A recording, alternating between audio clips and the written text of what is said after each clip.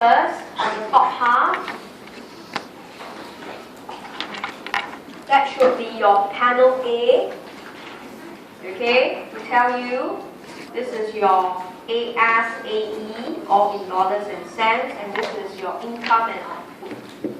So we did this last week. If you recall, the AS line, which we call it the Y, is 45 degrees. But remember, if in the exam you didn't mark out 45 degrees, it's fine. And you didn't have to tell the examiner it's 45 degrees. Okay, then we put in the AE, AE1. Okay, then we have point E1. And you get Y. So this is exactly the math method. C plus I plus G equals to Y. Just that graphically, they look like that. Okay, so once you get the goods market equilibrium, draw the bottom diagram. Remember the axis, the horizontal axis is Y, but the vertical axis is I. Okay, so bring it down. You get your Y1.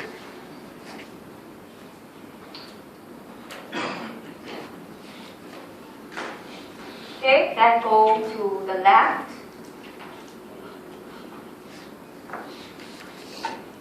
Okay, you have AE1, C plus I plus G. It means you have one level of investment, right, at a given interest rate.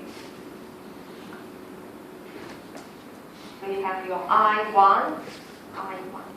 This is interest rate. This is level of investment. Then you bring this point I1, interest rate I1 across. This is your point E1.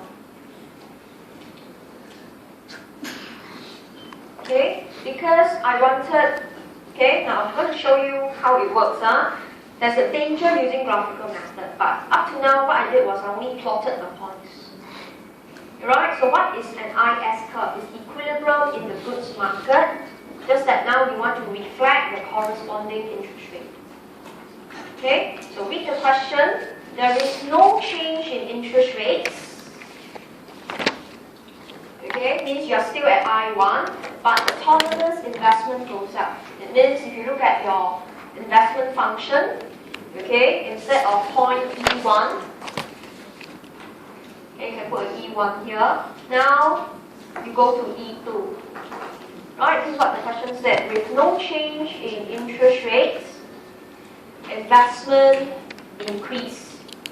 So that could only be due to, right, I bar going up.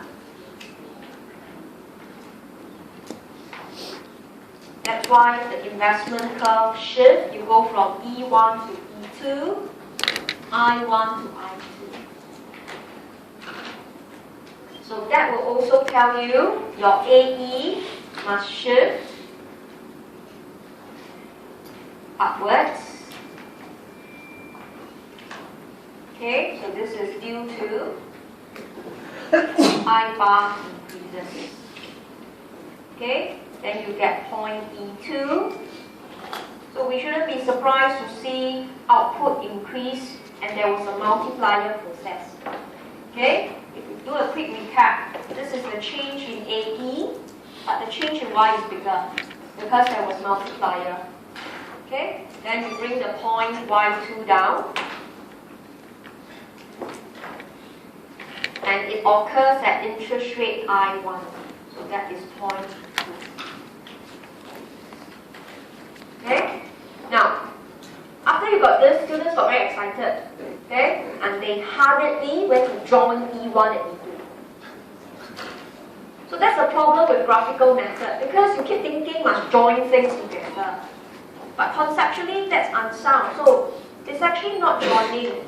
Alright, you check your concept. That's why even you do graphical method, you still use maths. Alright, you know that if your A bar goes, your I bar goes up, your A bar goes up. Okay, you still use your mathematical concept to check. Okay, the vertical intercept of IS should go up. So if you were to join E1 and E2, the intercept didn't change. I'm using graphical method, I still fall back on my maths to guide me. So that's why I would highlight the good grounding in maths and diagram has to coexist one. You cannot replace by one. In fact, diagram method itself can be very dangerous. Right, so if I want to show vertical intercept of IS goes up, in other words, I should have one IS here, then another IS here.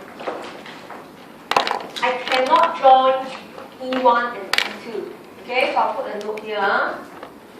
Okay, it is incorrect to join E1 and E2 to obtain horizontal IS. Okay, horizontal IS, the vertical intercept is actually unchanged. But you already use your maths to prove vertical intercept should go up. So if you go and join E1, E2, just to show IS is horizontal, can you imagine you finish and you walk out of the exam hall still do not know what went wrong? That's the danger of doing graphical method alone. Right? So no matter what, you need to fall back on maths to double check your answer. Okay, so in this case, what do you see? Right? If there is a shift of investment function or the investment curve, there will also be a shift of IS curve. So graphical method is a very visual proof the relationship between investment curve and IS curve. That's the usefulness. You see it. Right? If the investment curve change slope, the IS curve will change slope. If the investment curve shift, the IS curve will shift. So graphical method, okay, it's used to merely describe a very vivid relationship between investment curve and IS. So some students say, can I save time and don't do investment curve? Then why do you do graphical? You might as well do maths, which is better. You must see the objective of graphical method. It's actually to see the relationship here. Okay, so to wrap up, students must be proficient in both maths and diagrams, both. Alright, okay, but nothing is to be memorized. It all comes with practice. So you can do all kinds of questions. You can let I bar drop, you can let B2 go down, doing graphical and maths method. Okay, but the bottom point is, every time, everything must finish in 5 minutes. If you're taking 30 minutes to draw this, something is always wrong. Okay? Right, so with that, let's take a break. Let's come back in 10:05.